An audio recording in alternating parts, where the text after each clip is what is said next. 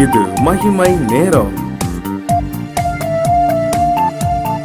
பிதாவாகிய தேவனாலும் புத்திராகிய இயேசு கிறிஸ்துவினாலும் உங்களுக்கு கிருபையும் இரக்கமும் சமாதானமும் உண்டாவதாக. இந்த நாளின் செய்திக்கு ஆதாரமாக நான் எடுத்துக்கொண்ட வேத வசனம் சங்கீதம் 122:1. நான் வாசிக்கிறேன். கர்த்தருடைய ஆலயத்திற்கு போவோம் வாருங்கள் என்று எனக்கு அவர்கள் சொன்ன போது மகிழ்ச்சியா இருந்தேன். எருசலேமே, உன் வாசல்களில் எங்கள் கால்கள் நிற்கலாயிற்று. இந்த உலகத்திலே நமக்கு சந்தோஷத்தையும் சமாதானத்தையும் தருகிற இன்னொரு காரியம் ஆண்டவருடைய ஆலயத்திற்கு நாம் போகிறது. அவருடைய சமூகத்திலே அவர் சந்தோஷத்தை வைத்திருக்கிறார். அவர் வாசம் பண்ணுகிற ஸ்தலத்திலே அவர் நமக்கென்று பேரின்பத்தை அவர் வைத்திருக்கிறார். கர்த்தருடைய ஆலயத்திற்கு போவது நமக்கு சந்தோஷமான ஒரு காரியம். இந்த செய்தியை கேட்கிற நீங்கள் இயேசு கிறிஸ்துவை இருதயத்திலே ஏற்றுக்கொண்டவர்களானால், இயேசு கிறிஸ்து தான் உங்களுக்கு எல்லாமாக மாறி இருக்கிறாரானால், நீங்கள் அடுத்து செய்ய வேண்டிய ஒரு காரியம் அவருடைய சமூகத்திற்கு நீங்கள் போக வேண்டும்.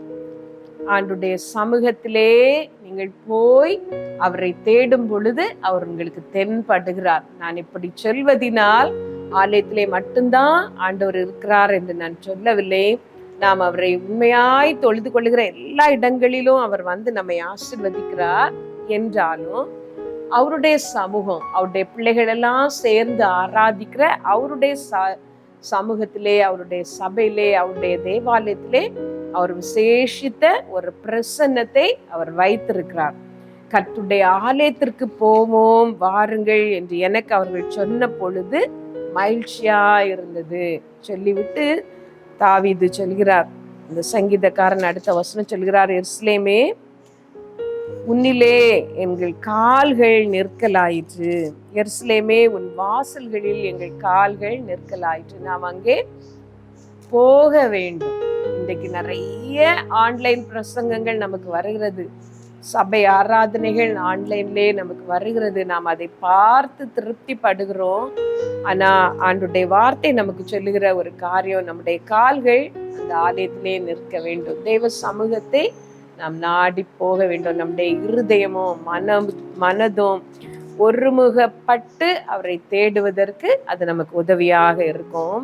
கர்த்தருடைய ஆலயத்திலே தேவனுடைய பிரசன்னம் இருக்கிறது. அவர் தம்முடைய பரிசுத்த ஆலயத்திலே இருக்கிறார் என்று சொல்லி வேத வசனம் சொல்லுகிறது. அவர் சமூகத்தில் உங்கள் இருதயத்தை ஊற்றி விடுங்கள் என்று சொல்லி கர்த்தருடைய வார்த்தை சொல்லுகிறது. சில பிரச்சனைகளுக்காக நாம் போராடி கொண்டிருப்போம், ஒரு பதிலை தேடி கொண்டிருப்போம். அந்த பதில் நமக்கு கிடைக்காது. உலகத்திலே நம்முடைய வாழ்க்கையிலே நடக்கிற சில காரியங்கள் நம்மை குழப்பி கொண்டிருக்கோம். என்ன செய்வதென்று தெரியாமல் நாம் தேய்த்து கொண்டிருப்போம். ஆறுதல் கிடைக்க முடியாதபடி நாம் தவித்து கொண்டிருப்போம். யாரிடம் போய் இந்த பிரச்சனையை சொல்வது, எப்படி இதற்கு ஒரு பதிலை தேடுவது என்று நாம் கலங்கி போயிருப்போம். அந்த சமயங்களிலெல்லாம் நாம் செய்ய வேண்டிய ஒரு காரியம், கர்த்தருடைய ஆலயத்திலே போய் அவரை தேட வேண்டும். அன்னாள் அவளுடைய வாழ்க்கையிலே அவள் நெருக்கப்பட்டிருந்தாள். மனக்லேசமுள்ள ஒரு ஸ்திரீயாக அவள் இருந்தாள். ஆனாலும் கர்த்தருடைய ஆலயத்திற்கு போன பிறகுதான், கர்த்தருடைய ஆலயத்திலே போன பொழுதுதான் அவளுடைய இருதயத்தை ஊற்றி ஜெபிக்க அவளுக்கு முடிந்தது. அது ஏனென்றால் தேவனுடைய பிரசன்னம் அங்கே இருக்கிறது. எனக்கு தெரிந்த ஒருவருடைய வீட்டிலே அவருடைய பொருட்கள் எல்லாம் காணாமல் போனது. திடீரென்று இரவிலே கொள்ளைக்காரர்கள் வந்து எல்லாவற்றையும் கொள்ளையடித்து போய்விட்டார்கள். அவர்கள் சம்பாதித்திருந்த காரியங்கள், அவர்களுடைய பெற்றோர் அவர்களுக்கு இனாமாக கொடுத்த விலையேறப்பெற்ற பொருட்கள் எல்லாம் ஒரே நாளிலே திருட்டு போயிட்டு வீட்டை போய் பார்த்த பொழுது அவர்களுக்கு அவ்வளவு வேதனையாக இருந்தது. ஒவ்வொருத்தராக அவர்களை துக்கம் விசாரிக்க போனார்கள். ஒவ்வொருத்தரிடமும் நடந்த காரியத்தை சொல்லிக்கொண்டே இருந்தார்கள். ஆனால் அவர்களுடைய தாயார் வந்த பொழுது தாயாரை கட்டிப்பிடித்து அவர்கள் அழுதார்கள். அழுது விட்டு பிறகு அந்த சம்பவத்தை பற்றி, சில நாட்கள் கழித்து அந்த சம்பவத்தை பற்றி சொல்லும் பொழுது ஒவ்வொருத்தராக விசாரித்து கொண்டிருந்தார்கள். ஆனால் என்னுடைய தாயார் வந்த பொழுதுதான் என்னுடைய மனதின் பாரங்களை எல்லாம் இறக்கி வைக்க முடிந்தது.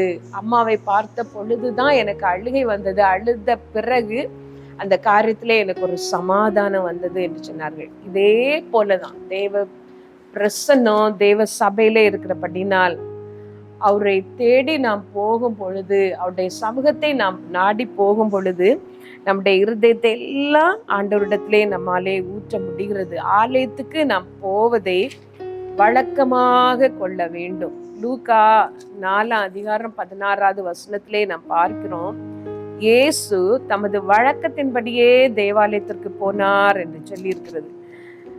அவர் என்றைக்கும் ஆலயத்துக்கு போகிற அவருடைய வழக்கத்தின்படியே. நான் அந்த வசனத்தை வாசிக்கிறேன்.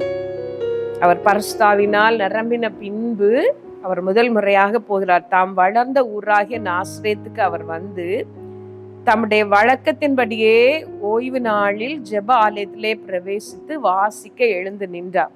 4:16. அப்ப இயேசு கிறிஸ்துவுக்கு ஒரு வழக்கம் இருந்தது.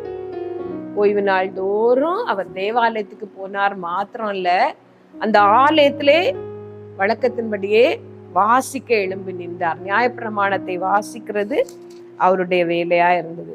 கர்த்தருடைய ஆலயத்திலே உங்களுக்கு என்று ஒரு பங்கு இருக்க வேண்டும். சங்கீதம் 92 நாம் வாசிக்கிறோம், கர்த்தருடைய ஆலயத்திலே நாட்டப்பட்டவர்கள் முதிர் வயதிலும் கனி தந்து பசுமையும் புஷ்டிமாய் இருப்பார்கள் என்று சொல்லி.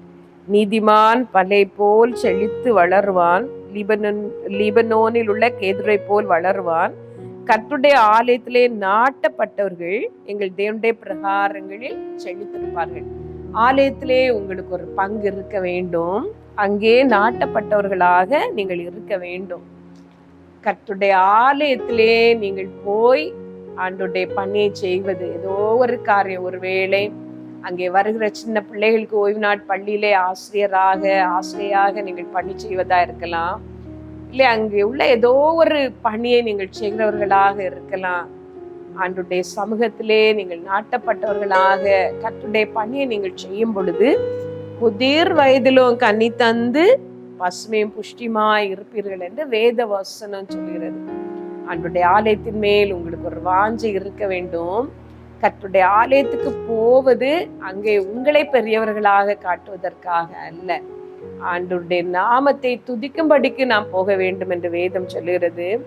பணிந்து குனிந்து முழங்கால் படியிட்டு அவரை நாம் தேட வேண்டும் என்று ஆண்டவருடைய வார்த்தை சொல்லுகிறது. இதை கேட்கிற நீங்கள் இதுவரைக்கும் ஆலயத்தை நீங்கள் அலட்சியமாக நினைத்து கொண்டிருக்கிறீர்களானால் இந்த நாளிலே உங்கள் எண்ணத்தை மாற்றி விடுங்கள். அது கர்த்தருடைய சமூகம், தேவாதி தேவனை பார்க்க நாம் போகிற ஒரு இடம்.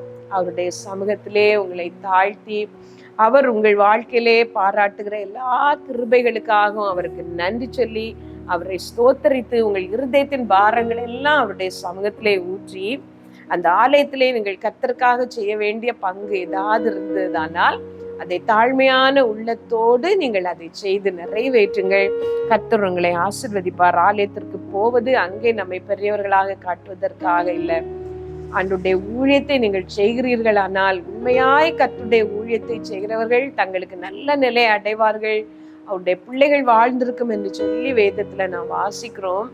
அதை ஒரு போட்டிக்காக செய்யாமல், உங்களை பெரியவர்களாக காட்டுவதற்காக செய்யாமல், இல்லை ஆலயத்திலே உண்மை இல்லாதவர்களாக நடந்து கொள்ளாமல் கர்த்தருக்கு உண்மையாக அதை நீங்கள் செய்து பாருங்கள். கர்த்தர் உங்களை ஆசீர்வதிப்பார். ஒரு நிமிடம் உங்களை நீங்கள் ஆராய்ந்து பார்ப்பீர்களா? ஆலயத்துக்கு நீங்கள் போவது எதற்காக தேவ சமூகத்துக்கு நீங்கள் போகிறீர்கள் என்று ஆராய்ந்து பார்ப்பீர்களா? ஆண்டவரே, உங்களுடைய சமூகத்துக்கு நாங்கள் வரும்பொழுதெல்லாம் தாழ்மையோடு வருகிற ஒரு இருதயத்தை எங்களுக்கு தாரும் என்று கேளுங்கள். ஆண்டவருடைய சமூகத்திலே போய் தங்களுடைய நிலத்தை தான் விற்று அந்த பணத்தை ஆண்டவருடைய சமூகத்திலே கொண்டு வந்திருந்தார்கள். பொய் சொன்ன பொழுது பேதுரு சொன்னார், நீ மனுஷனிடத்தில் அல்ல தேவனிடத்தில் பொய் சொன்னா என்று சொல்லி உடனே அதன் தண்டனை அந்த அனனியா சப்பீரா அனுபவித்தார்கள்.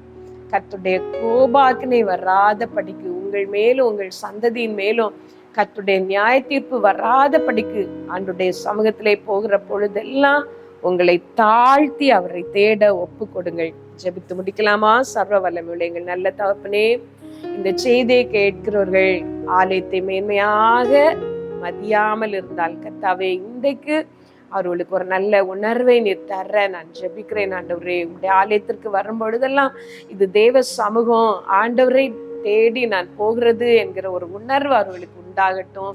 கர்த்தர் அவர்களை ஆசீர்வதியும். உம்முடைய ஆலயத்தில் உள்ள சம்பூரணத்தினால் எங்களை திருப்தியாக்கும் ஆண்டவரே. அந்நாளை போல குறைவோடு ஏதோ ஒரு வாஞ்சியோடு உம்முடைய சமூகத்துக்கு போகிறவர்கள் அந்த நன்மைகளை ஆசீர்வாதங்களை பெற்றுக்கொள்ளத்தக்கதாக நீர் அவர்களை ஆசீர்வதியும். உம்முடைய சமூகத்திலே எங்களை தாழ்த்துகிறோம்.